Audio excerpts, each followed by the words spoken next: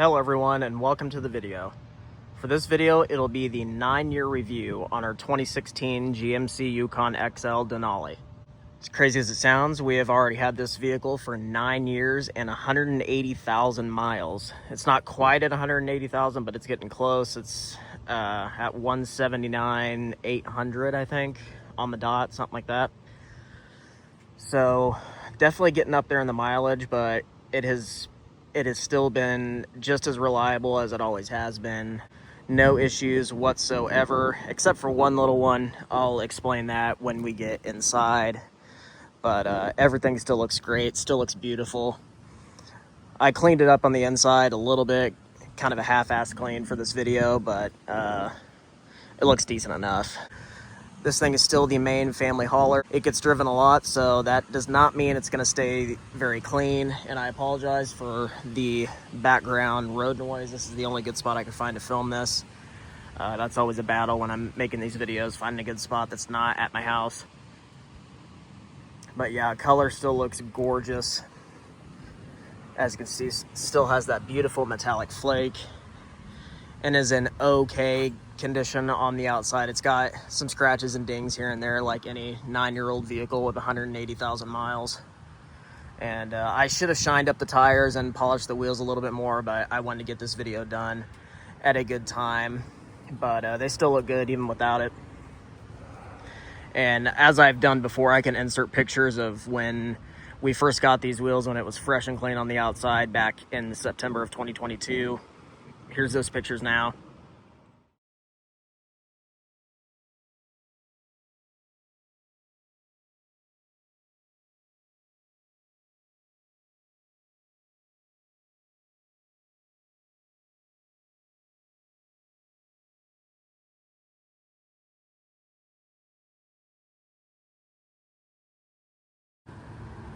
But yeah, overall, everything still looks excellent. It has been a beat. It has been almost perfect. Obviously, no vehicle is 100% perfect, but this is very close to it. And as I've mentioned before, my family has mostly always had Toyotas and Lexuses. We've had a few Lincoln Navigators years ago, but mostly Toyota and Lexus vehicles. So we're used to super reliable and longevity in vehicles. And I gotta say, this Yukon Denali has been just as reliable as all the Toyota vehicles we've had. The reason why we got this is because we needed something this size, and Toyota just doesn't make anything near as big as a Yukon XL Denali. And these are just great vehicles. We have had a few of these over the years, and this has been our favorite by far, and the one that we've kept the longest. We'll go ahead and hop in. Here's the key fob, as you guys have seen many times. I didn't wipe off the floor mats, so they're kind of dirty, but interior is still looking really good. Yeah, everything still looks so nice in here. It has held up excellent. We'll go and fire it up.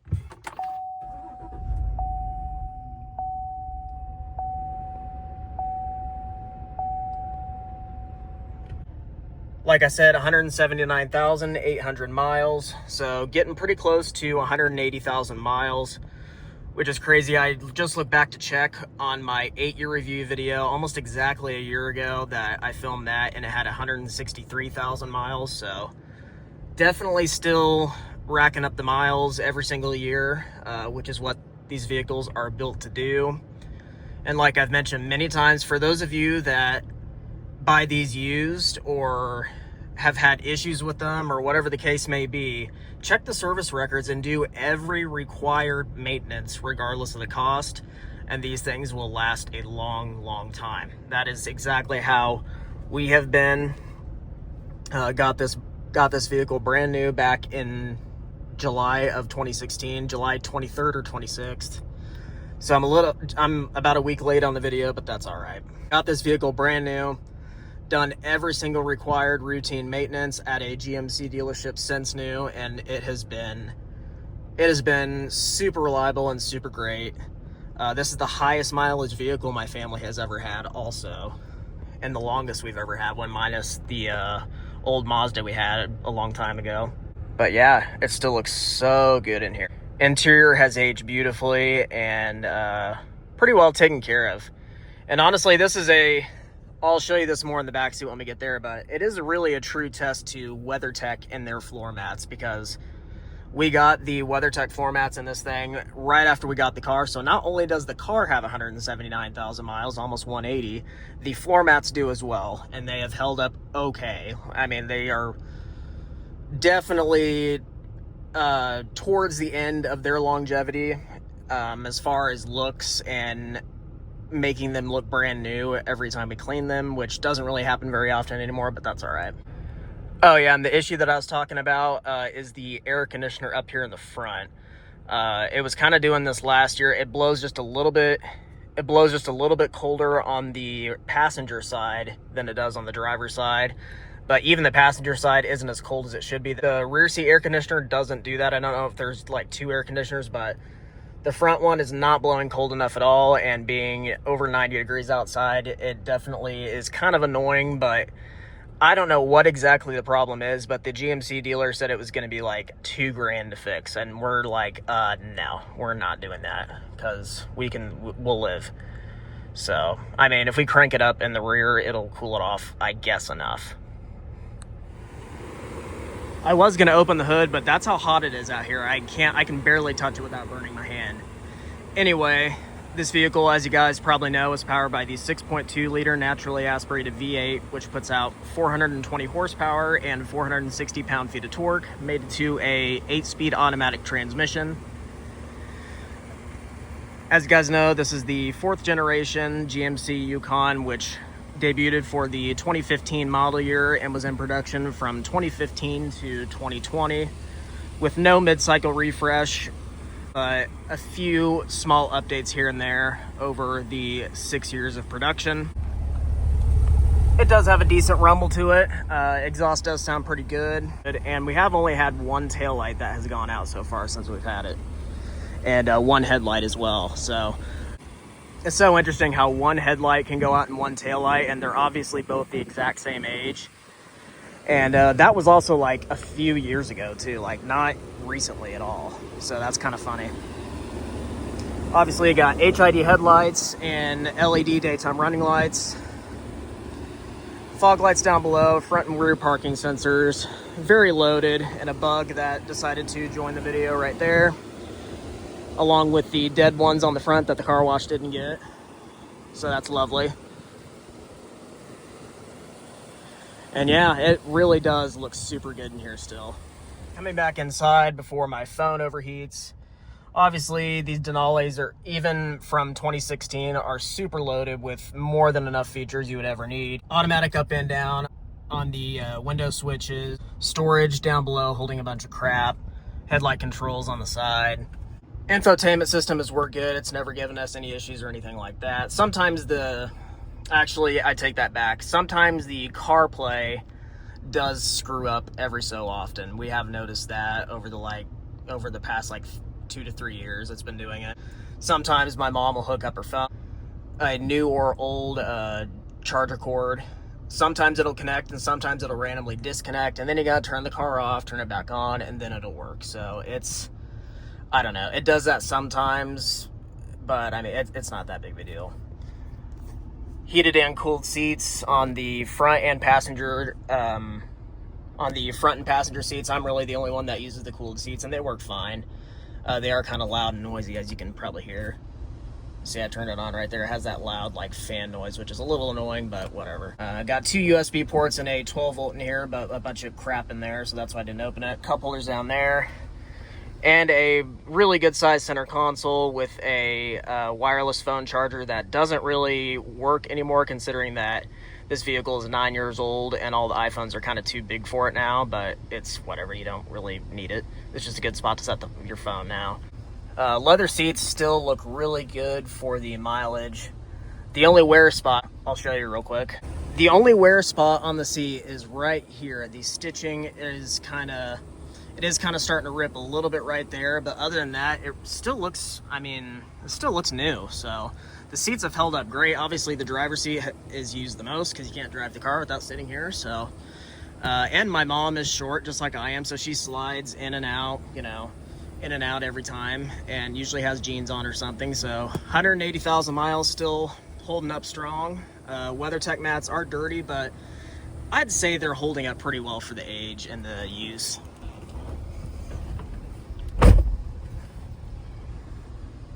And yeah, like I said, infotainment system, other than the CarPlay acting up every so often, it's never given us an issue. And yeah, radio controls there, tri-zone automatic climate control. AC is acting up here, but the rear seat is still fine. Looking at the back seat, I did clean a little bit more back here. I tried to scrub the mats the best I could in the amount of time that I had. Had a little bit of, I did clean off the seats a little bit too. I just wiped them down kind of half-ass. And I did overspray a little bit right there, but oh well. But yeah, back seat still looks good. Everything's clean back here still. Really, really good shape. Door panel still looks good. Everything's holding up great. But yeah, everything back here looks good. Weather mats. I got these floor mats right after we got the car. Yes, I'm sure you love our collection of straws right there. Why that started, I have no idea. Don't ask.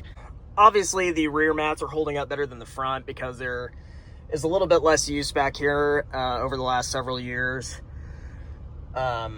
So the rear ones still look really good. We could totally replace the front ones if we wanted to, but I don't think my mom's cares that much. But like if I were to start driving this car, if it were to magically become mine, that's probably what I'd do. I'd probably leave the back ones alone and replace the front too, because they are quite expensive to get WeatherTech mats to cover everything in here. Can't remember how much it was, but it's quite a bit. But yeah, for 180,000 miles, it actually has aged really well and they have held up well. So hats off to WeatherTech for that. And I don't remember when these little things snapped off. I honest to God, do not remember them snapping off, but I guess they did at some point. Have a little TV back here and in the third row seat. It rarely gets used. So, I mean, most newer vehicles don't have them up there anymore. They got them on the headrest with pano roofs. That's why this one doesn't have it. Looking up here in the dash, obviously all the lights up there are not actually blinking. That is the camera. Yeah, still looks super, super good up here. Despite being an older interior now, I still think this interior is beautiful and still looks new despite age and mileage. And I do love the Cocoa Dark Atmosphere interior color with the crimson red exterior. Like I said before, I think on this generation of Yukon, that is by far the best spec that you can get. To access the third row seat, obviously you can just climb through there, or you can press the button right here twice. It'll fold down, press it again, it'll tumble. That all still works fine. It has never stopped working or given us any imperfections whatsoever. Third row seat, plenty of space back here, being the XL model. Plenty of legroom and footroom, and lots of cargo space in the back, being the XL model, like I said. These seats still pretty much look brand new back here. They haven't been sat in near as much as the front and middle row as expected. But yeah, sitting back here, I mean, even adults can be comfortable back here. There's more than enough room. It still looks super nice back here. This car has held up great. I mean, like I said, we've done every required routine maintenance, everything they've told us to do, other than like stuff that would not make any sense. But anything that does make sense, expensive or not, we have done it.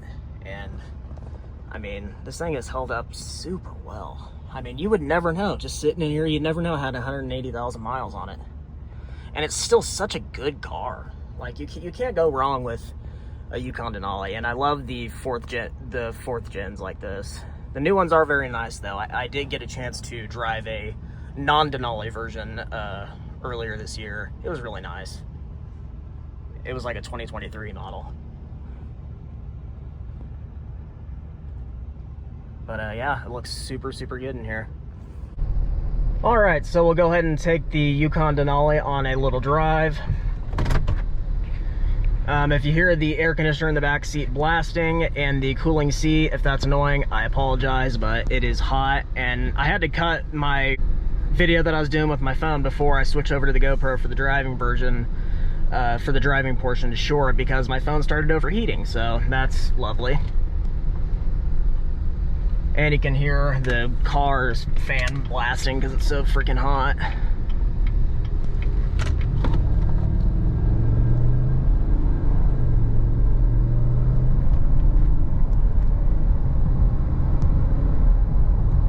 Gotta love the sound of that 6.2 liter V8. Such an awesome engine.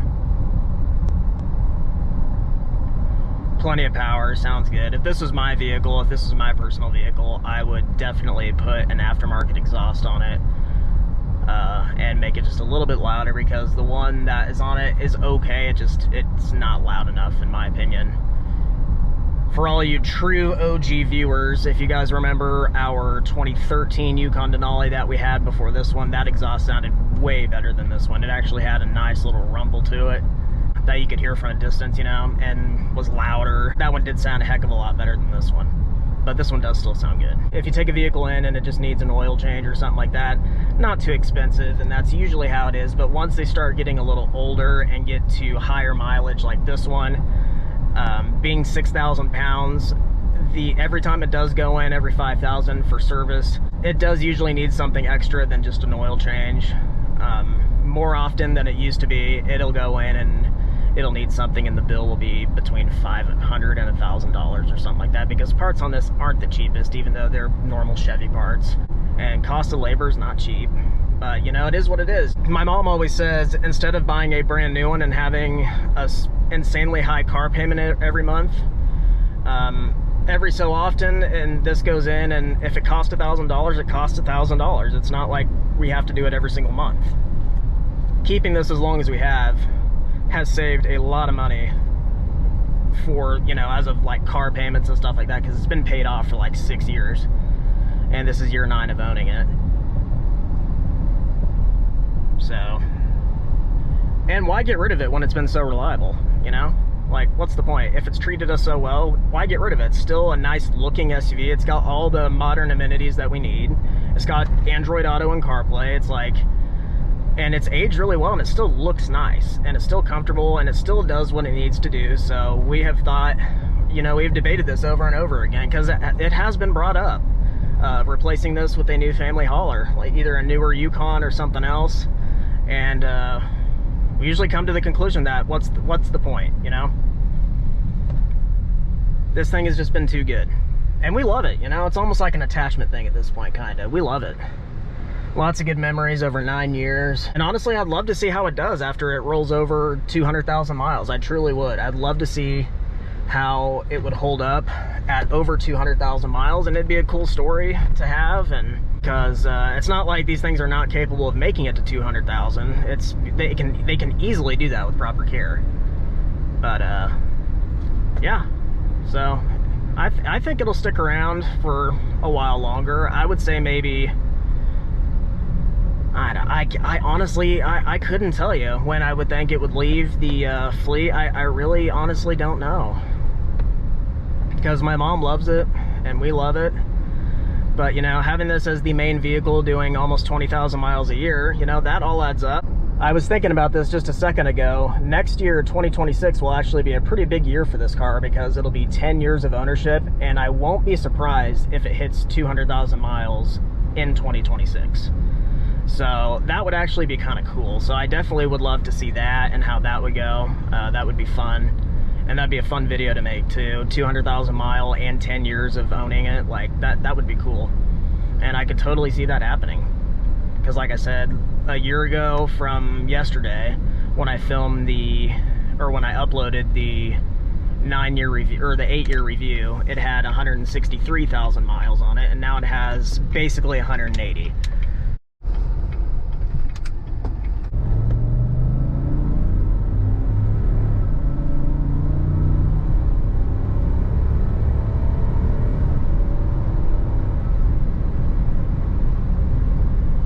That wasn't even floored, and I mean, that was already up to almost 70 miles an hour, so it's got such good power.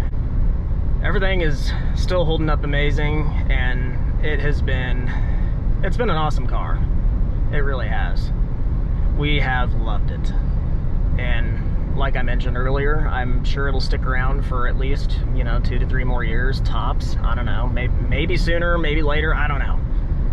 I really could not answer that, but for sure it'll be around next year when it hits that 200,000 mile mark and 10 years of ownership, which that'll be fun. I know you guys have enjoyed watching my documentary of ownership of this vehicle.